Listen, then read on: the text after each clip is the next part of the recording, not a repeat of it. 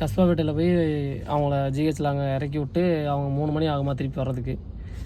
என்னடா பண்ணுறேன்னு சொல்லிட்டு அப்புறம் பார்த்துட்டு இருந்தேன். சரி குளிச்சுட்டு வீட்டுக்கு போகலாமா அப்படின்னு பார்த்து போய் குளிச்சுட்டு ட்ரெஸ் மாற்றிட்டு அப்புறம் வந்துட்டு இருந்தேன். அப்புறம் ஒருத்தர் ஃபோன் பண்ணி தெரிஞ்ச ஒருத்தர் இது மாதிரி ஒரு இடத்துக்கு போனோம் அப்படின்னாரு. சரி சந்தோஷம் அப்படின்ட்டு இப்போ அவரை பிக்கப் பண்ணுறதுக்கு இங்கே ரயில்வே ஸ்டேஷன் பக்கத்தில் வந்துட்டேன். நான் இவரை பிக்கப் பண்ணிட்டு பவானி போயிட்டு வரணும்னு நினைக்கிறேன்.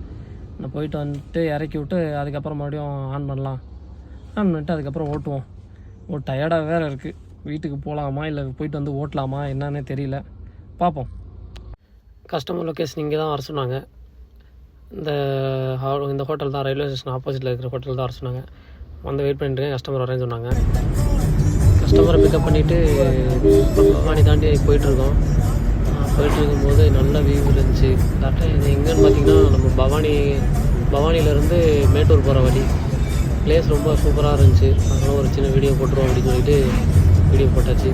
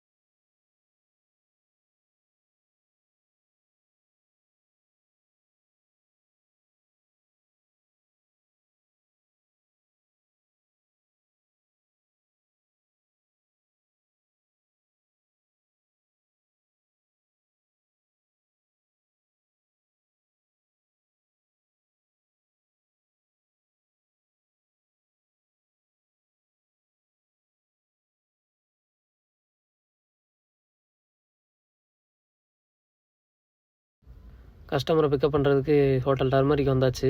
அங்கே தான் ரிசப்ஷன் பக்கத்தில் வெயிட் பண்ணிகிட்ருக்கோம். கஸ்டமர் வரேன்னு சொன்னாங்க, அதனால் வெயிட் பண்ணிகிட்ருக்கோம்.